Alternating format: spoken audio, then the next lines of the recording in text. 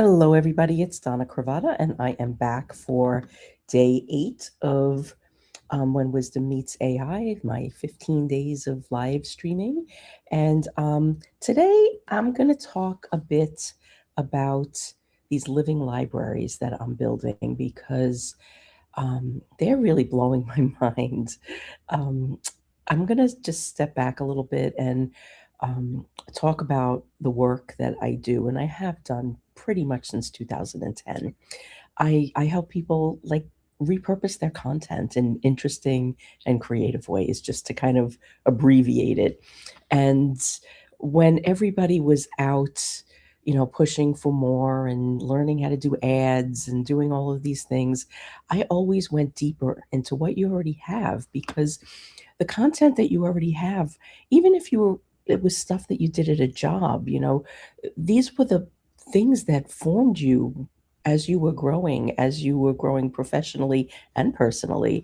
So like when we lose sight of that in our own trajectory, we leave parts of ourselves along the way, and we're not really showing up in who we are in our full expression of what we're bringing. Just as a couple of examples, I worked for 25 years in law firms and pretty much every administrative job there is to have there. Um, and I did many, many things there, but I didn't think of it as anything special because it was just work. I was just doing the next thing that needed to be done. Often the things that nobody else wanted to do and nobody could figure out how to do, it was always like, give it to Donna, she'll figure it out. And I did.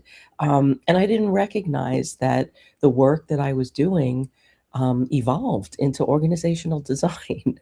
And I had no idea what organizational design was because I started working there when I was 19 years old and I just kept working. But when I left and started my own business, having your own business is one of the, greatest personal development exercises you can go through. So I was learning little by little that I knew how to do PR and I knew how to create learning courses, and I knew how to train people, and I knew how to create things, and I knew how to figure out the way systems worked, and I knew how to tie things together, and I knew how to do research. I was really good at research because I worked in law firms for 25 years. I was also really good at overworking and working to the point where I couldn't feel my arms. So we don't need to include that in our stories now, do we? But there were just so many things that I was discounting as I started my own business because I was rooted in that was then, this is now mentality, didn't want to bring anything with me. But as I was starting to grow and expand in my business, clients needed different things. And it took a period of like 3 years, way back when. I'm in business 20 years now, but of figuring out like, oh yeah, I know how to do that. I know how to do that. So then when I started to work with clients, I started to work with authors and they had tons of content. So, I mean, one of the first things that I started to do was to ask my author clients, like, what got edited from your book? Because that makes great marketing content. It's the things that all lead to the stories that are in there. So we started building that into what we do. And they were always just so happy to have this content that they felt very connected to, now having like an entirely new life, because there was always that bit of sadness that it didn't make it into the book, but now we found another purpose for it. So there were just lots of scenarios like that. Another example is I worked with a hands model early on in my business. And one of the things that we did was she had like a long career by the time I started working with her. And she was on this was like throughout the 1990s, early 2000s. She was on all of these like cable TV shows and New York City interview shows. So we would we would go on YouTube and find all of these shows that she was on. And then we would just like pull sound bites that she said. And she had this whole persona as the quirky hand model. And we filled up a 20-page document of things that she said. And we called it hand quips. And this made it easier for her to delegate the marketing material, like creating the marketing materials to me, because I was able to weave the sound bites that she used in her natural conversation, in the way she described her work, in the way that she described her life, the way she talked about her family. Um, I was able to weave that into everything that I was creating for her. So it always sounded like her. So that's another thing that I work with clients or teach people how to do, is like to start to keep a library of these things. And this has now all grown and evolved with AI, because when you feed this kind of information to AI, you are now infusing your voice into the content that you're creating in ways that you couldn't do before. And the other thing that AI is really good at is identifying patterns.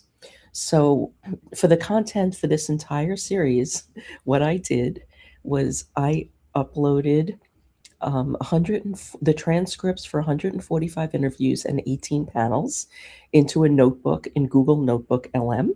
And then I uploaded into another library in Google Notebook LM 55, I just copied and pasted 55 LinkedIn newsletters that I sent over the course of a year.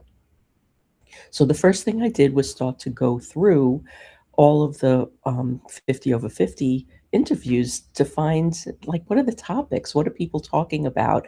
At the end of every interview, I ask for a wisdom bomb. So I had them pull all the wisdom bombs into a spreadsheet. Then I asked for, what are the topics that these people are talking about? So now we have a spreadsheet that has the name, the wisdom bomb, the topic they talked about, and then I added some more columns. Where is there, where are people talking about more than one topic? And then I added another column of, where are these multiple topics happening with more than one person? So once I had all of that in there and I started getting some intel back, I asked for, the overarching topics that we talked about throughout all of these interviews. And there were 374 topics. Now, all of this that I'm telling you, this, like, it took me about an hour and a half to upload all of the transcripts, but, just, it took some time to do that. But now that that's there, I could go back to this and slice it and dice it a million ways. And so then I started to ask it about the topics.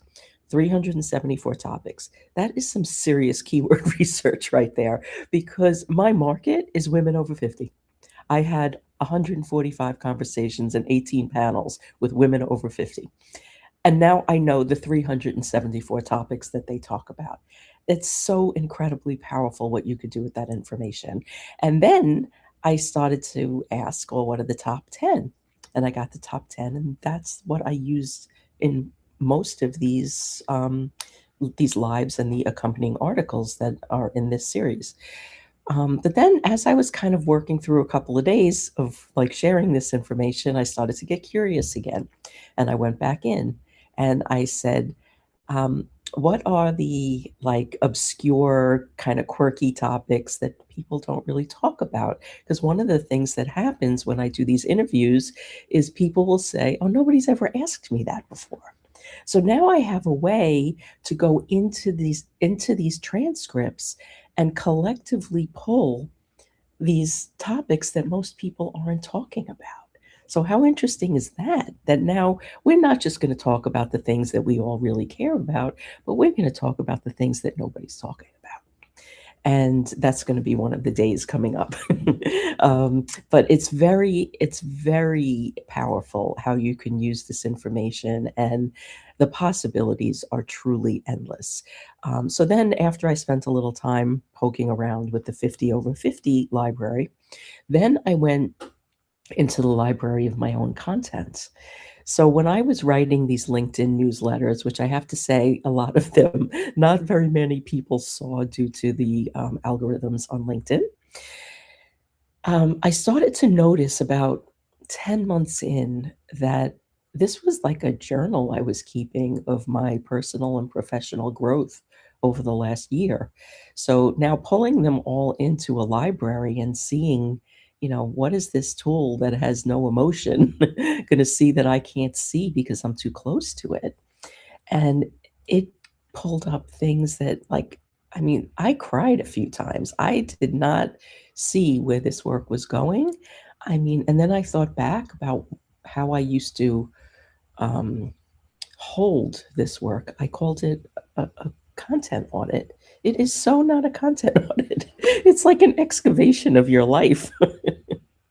And it was just it was just amazing what came through this, and the impact that this work can have when you apply the tools with the AI. But like the biggest message was is that people aren't doing this, and it just made me.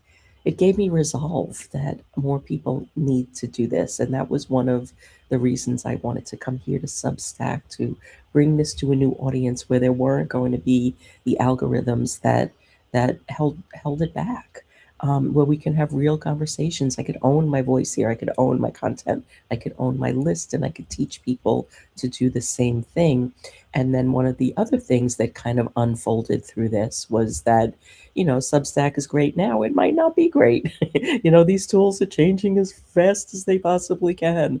And how do we make our content portable so we can move it from one place to another and we don't get locked into a tool, but we have a system where our content can be moved to the next platform if that's what we need to do, because I don't think that we're going to be able to learn something once and then just know how to do it going forward, because the tools are just moving too fast. As small solo business owners, we need to, you know, really learn to put our hands on the keyboard and dance with these tools and get them to do what we want them to do, not to automate everything, but to partner up with them. There are some things that are, we can automate, we can make faster, we, get rid of some redundant work.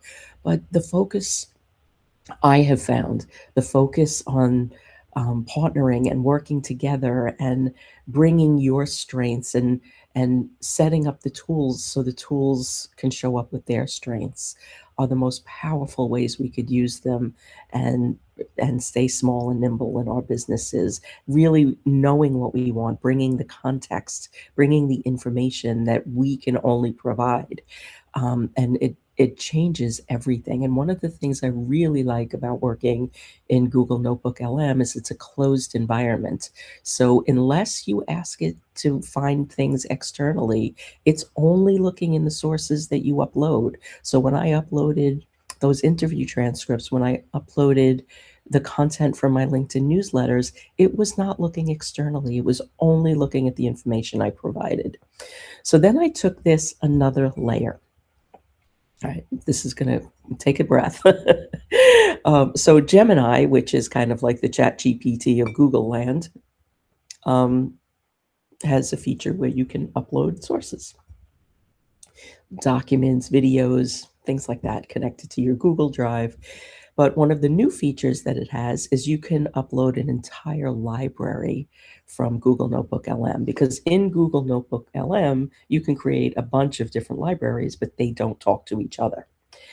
In Gemini, you can upload multiple libraries. So now you have these databases that will talk to each other. So what I did was I uploaded my 55 articles and my 145 interviews in 8 panels. And then I asked, where are the gaps and the overlaps? And what this helped, and I'm just at the beginning stages of this because I uploaded a lot. I would not recommend uploading that much to get started. But one of the things that I've always had a challenge with is I've kept my real 50 over 50 work and my actual visibility work separate. In my mind, they're two different things, and it's hard for me to bring them together. And that's because I'm just too close to all of it. We all kind of, I mean, I could do this for somebody else all day long, but I can't do it for myself. But the tools were able to go in and show me where there's crossover in the work, and where there is where my work crosses over into the interviews, and how what I've learned from speaking to all these incredible women throughout the last 3 years has impacted my work. So it's just, it's such a gift. It is such a gift. And to be able to do this without investing a lot of time or money, it's really just bringing your creativity, what you already have, and a willingness to explore and to try doing things a new way. The possibilities are just, they're staggering. Um, so I wanted to share that because I don't think people are recognizing how the different types of tools we have now can really help us create businesses that will support us on our own terms sustainably for as long as we choose to work as we age. And I'm 61, soon to be 62, and most of the people in my world are somewhere in that range. And that's really inspiring to me. And then, layering Substack on top of that, Substack is something that can be monetized, and a community. I mean, like, one of the things I'm very excited about is being able to build a community with no walls, not closed into, to a membership site, but almost like a living lab. So we could take the living libraries into this living lab and learn and grow at the same time. And that just makes me, I don't, it lights me up like I have not been lit up in my world for a long time. One of the things that I realized this morning, I was talking to somebody in my 50 over 50 community, and I was telling her about this. And then I asked her, I said, um, are you willing to be my market research and play with me a little? And she said yes. I said, okay, so all of the things that I just shared with you, what's the thing that got you the most excited? And it was when I said that I didn't want to teach people, the step by step how to about using these tools, because literally you can go into the tool and say, give me the step by step on how to do whatever it is you want to do, and it will create it for you. I mean, Perplexity actually has an option on the bottom, like a drop down menu, where you can say create step by step instructions or something along those lines. So I don't want to spend time doing that. I want to spend time teaching people how to rethink their relationship with tools that they use, and how, putting together the right tool set or just asking the right questions can open up possibilities and doors that you didn't know existed. And she said that was the part that got her the most excited. So that lit up something in my brain that 10 years ago, I used to give a presentation that was titled Social Media Rethink It. So when we got off the phone, I went and I found that presentation and I looked at it. And I mean, I could swap out some things, change the font, the logo, update a couple of things because it's not just social media, but I could change about 20% of what's in that presentation and give it today, because what I have focused on all these years are the things that don't change. So I can just take 80% of that presentation and give it about rethinking something and bring 20% of what's new. And and then I have something to share. So, coming to you soon, a Rethink It version of something or other is coming. And then I started to think about how this feels like 2009 Twitter. And that's how I built my business the first time, on Twitter, just because you can connect with anybody without the algorithms getting in the way, without ads getting in the way, without somebody else making the decision about who you can connect with. And the so I haven't done this yet, but I'm going to do this. I used to train on social media. I had all kinds of training programs.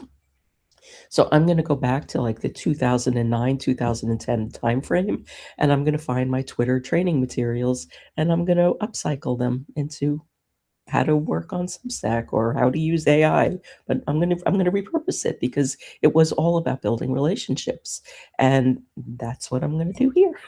So I just wanted to share that because, like, think about what you already have. It's so incredibly powerful, and I would also like to extend an invitation. I'm going to be doing this on all tiers of the all subscriber tiers, but the founding member subscriber tier, that's going to be my living lab. And we're going to kick off with a workshop, 2-day workshop on April 3rd and April 10th called the LLM of You, where we're going to build out these living libraries and get you started on, you know, repurposing, upcycling the content that you already have and seeing the possibilities that are hidden in your Google Drives, in your Dropbox. It's unbelievable what we already have. So that is what I'm sharing today. And then tomorrow, let me just fix the typos here, but I'm doing a walkthrough, a Substack walkthrough.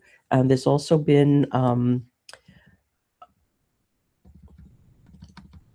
been a bunch of new. Hold on, let me just type this here. There's been about 10 or 11 new upgrades to Substack just in the last month. So I'm on top of all of this, and I'm just going to put this in the chat. It is a link to sign up to join me tomorrow, 3 o'clock Eastern time. I'm going to walk you through all the changes, what I've been setting up on my Substack, and maybe that'll help you set yours up and optimize all these new features that they're adding as well. So anyway, thanks for coming. Thanks for watching. Come back tomorrow. I'm going to share some of those obscure stories and introduce you to some more real 50 over 50 women, and watch the replays, connect with me. I want to connect with you, and we're just getting started. There's going to be lots going on here. Have a great rest of your Wednesday, everybody.